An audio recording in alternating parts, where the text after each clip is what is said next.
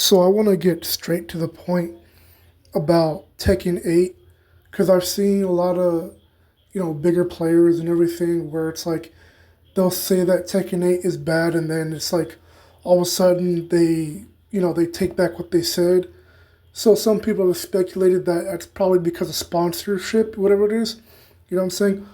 All I can really say is because I don't have a sponsor, I'm gonna definitely, say what I need to say when it comes to deconstructing the problems with, Tekken 8 as a whole. So, I'm saying like the main problem with Tekken 8 is the DLC is just overpriced for no reason at all, right? The $60 or $80 that people paying for the game, that should already cover enough expenses as it is already, right? More than enough. Just probably just need a little bit of DLC, but that's it. What the DLC now is just it's just kind of it's like rampant, and people are saying that saying the microtransactions are predatory. I would call it apex predatory, and not, no pun intended. Not talking about Apex Legends, nothing like that. I'm legit, coining, being like Apex predatory with the microtransactions. You know what I'm saying? That's getting very ridiculous, and like you really shouldn't be having to pay for stuff like that. It's not just like, oh, you're paying for DLC. It's just DLC, right? Except it's like they've set it up in a certain way to make you spend more than what you should be spending more on, right? And like you should have, enough left to, go get something else that you wanted to get, but they make it on purpose where you got to keep on spending more money, what I'm saying, for the DLC or for whatever you're trying to purchase. I will say right now, the only thing that I'm interested in if I ever purchase anything, maybe hair, maybe, but it's like the number one thing that if I was actually interested in purchasing anything for DLC on Tekken 8, it's only going to be like that specific costume that other people have been talking about for Reina, a specific costume or outfit. But until that day happens, there's no way I'm gonna just be like, oh yeah, I gotta totally spend this money. I'm not. See, but the problem with this game is you don't. It's like you feel like you want to spend money, but you don't want to. The reason why you don't want to spend money on the game is because it's already at a high price, right? You know what I'm saying? And then at the same time, the game is just bad in general when it comes to the combat. The combat's too slow. You can't really move like you should be able to move around on the game. To me, it's kind of like, like when you're talking about like nerfing characters or like, it's almost like it's like companies nowadays are nerfing a person's skill level. So what I'm saying is, like a lot of pro players and stuff that get up the game, and it's just like, oh, so why do like what I'm saying? It's like why do we have to be held back just because new players, right? And even then, when you want to talk about new players, and I know people want to keep saying that, oh, like you just don't like losing to a noob. Like that's one thing, but I'm gonna go more into that with the whole noob stuff. It's the fact that other good players or pro players have to be held back just because people want to make new players get up the game when you're not really being good up the game. It's just a bunch of mechanics, you know, bootleg mechanics that are carrying people. And now what I want to call these new mechanics is paper tiger mechanics. You know what I'm saying? Because it doesn't make any sense for it to even be like that in the first place.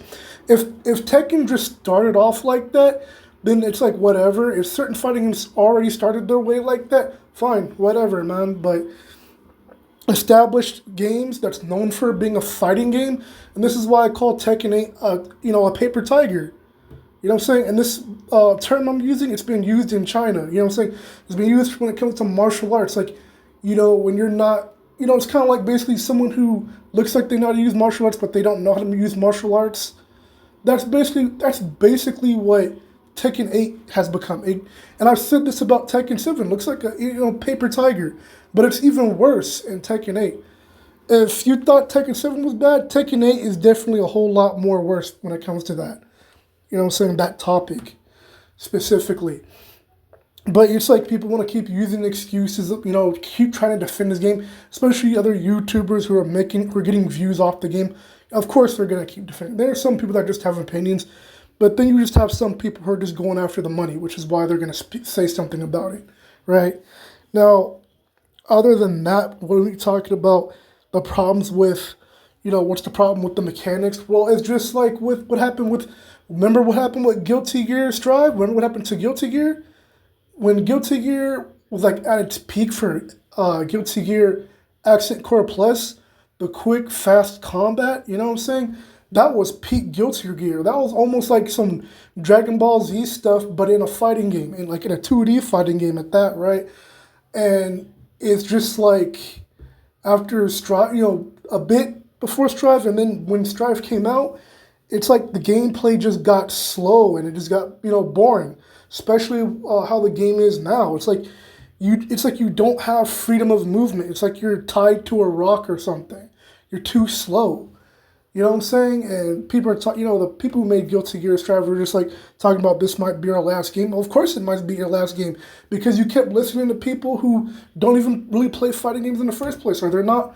You know what I'm saying? They don't have a foundation. It's the same thing with Tekken 8. You put these, these paper tiger mechanics in your game, and it's just like, really now. And then it's the same thing with, I had to talk about this subject because of Soul Calibur, because what happens when the new Soul Calibur comes out? I hope it's not going to be any type of nonsense like we get with Tekken 8, and then people, people at Bandai talking about this might be our last Soul Calibur. What do you mean it'll be last Soul Calibur? I mean, if you do what you did with Tekken 8 with how you went overboard and Apex Predatory with the microtransactions, and you do that to Soul Calibur, oh, of course it would probably be your last Soul Calibur game. If you do some stupid stuff like that, of course it will.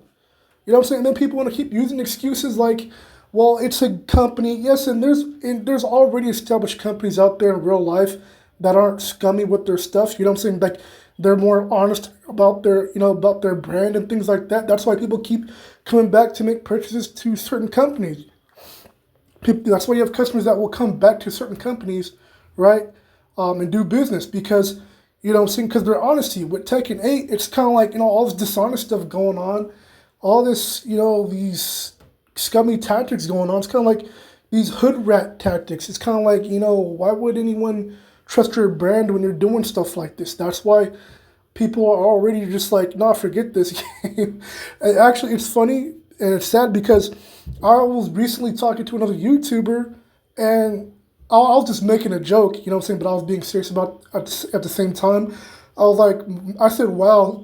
I said something like, I'm paraphrasing, but I said basically something like, well, Tekken 8 is so bad that you went back to Tekken 6, and they agreed that they went back to Tekken 6. I also went back and played Tekken 6 because I just bought a brand new Xbox 360, and I was just like, oh, I can go play Tekken 6, and I'm playing that. And that, like, what I'm also saying here is, saying others out there probably who buy whatever old school Tekken game, and it's just like we're having a whole lot more fun playing the old Tekken game instead of this new Tekken game, right? I mean, yes, you can find ways to have fun on the game, but if you have to try and find ways to have fun on the game, and it's just not fun for the vanilla game because you didn't put certain things in your video game in the first place and you knew better, that says a whole lot about your video game. That says a whole lot about why you're losing money.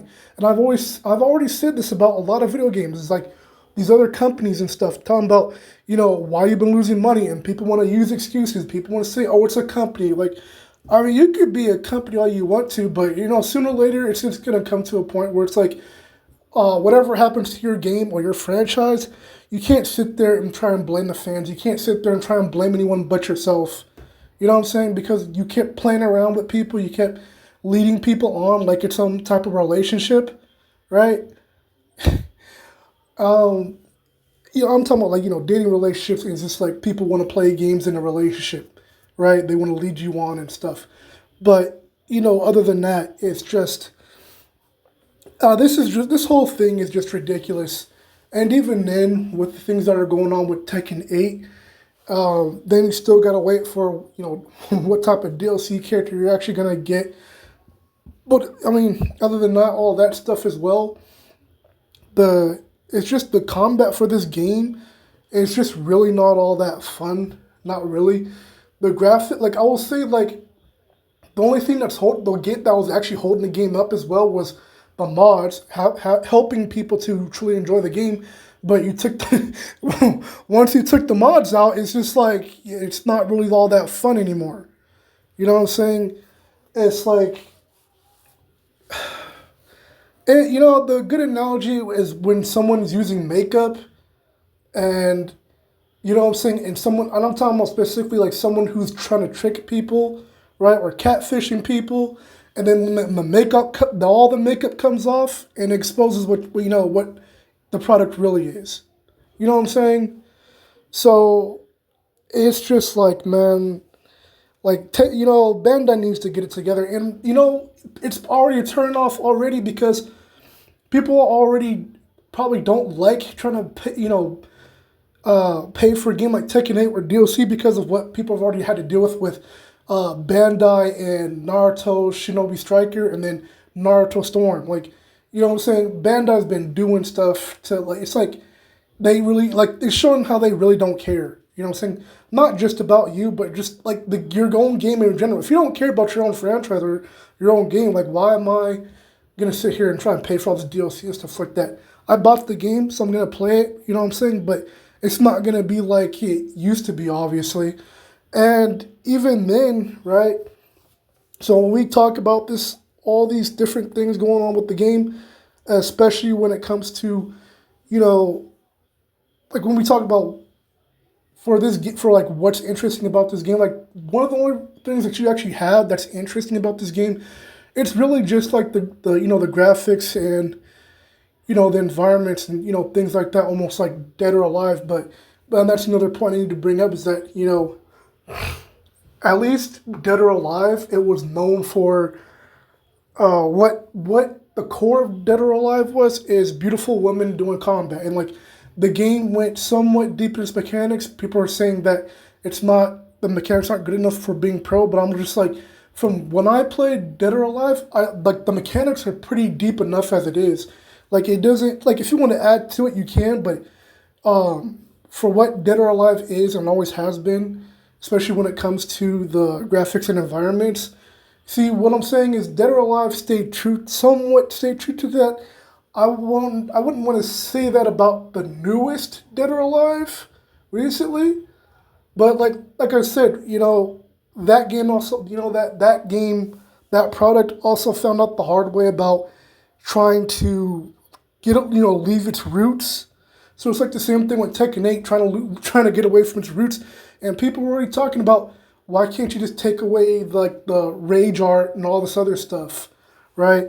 And Harada's response to that was basically no. Like he, of course, for whatever reason it was, but it's just like it's pretty obvious why people would want to have a game mode without all that rage art and all that other mess going on. You just want to enjoy the game and do, you know what I'm saying?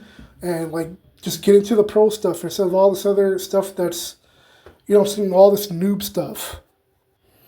What I also noticed that wasn't fun about Tekken 8 is the fact that a good example, like when you're using certain characters, right? And let's say if it's like a specific Mishima character, I'll say like for instance, if I'm using Reina, right?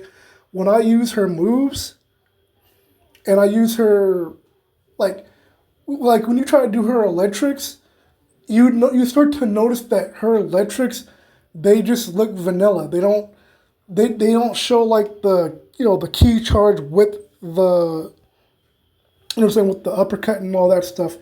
It's like you have to activate, your like energy bar, whatever it's called. So I'm not gonna try like I might look it up later, but whatever that energy bar that's used, right? That blue bar that's used, it's like your moves don't really show like whatever move how the moves animations were for older Tekken games. You know what I'm saying? How you could just see the animation for it. Now you got to use a blue bar just to see that animation. I'm like, really, dude? Like this is what we're doing when it comes to bootleg mechanics and stuff like that.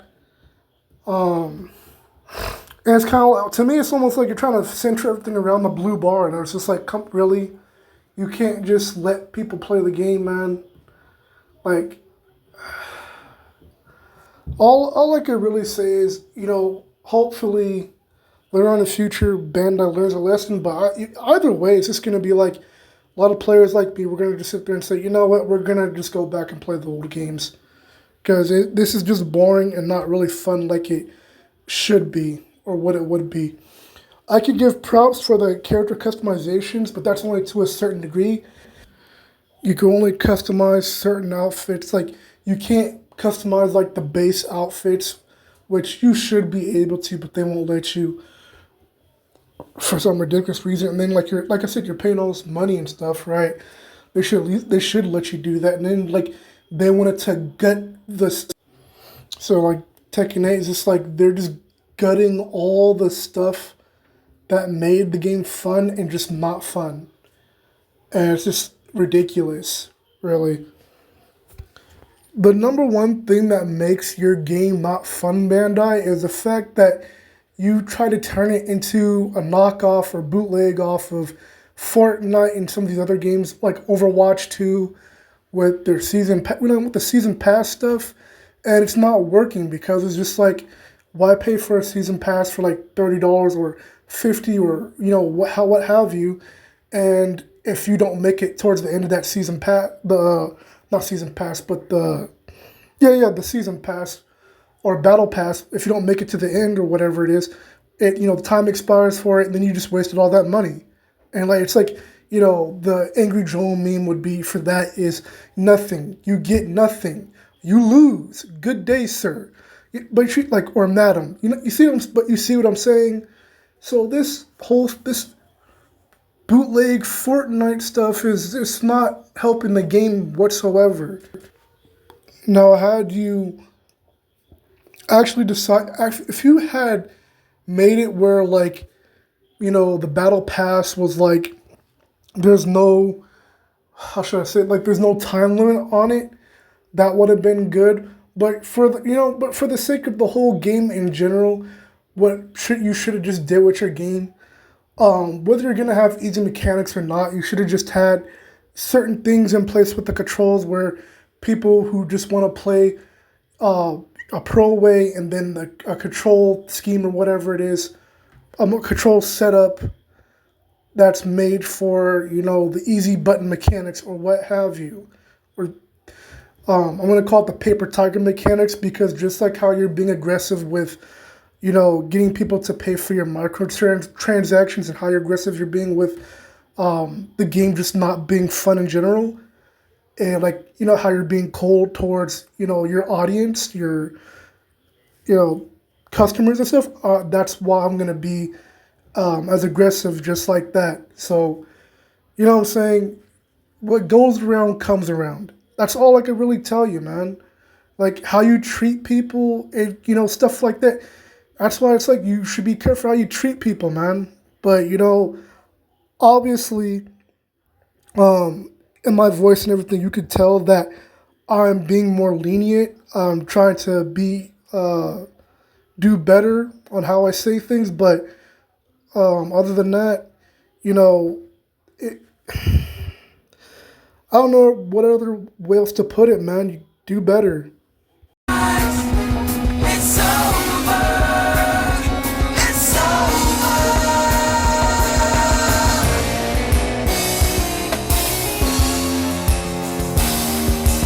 Feel me, know me, my pain, my gain. High rain, king of this card game, unstoppable. Round one, round two. Look, man, I got you. Face it, give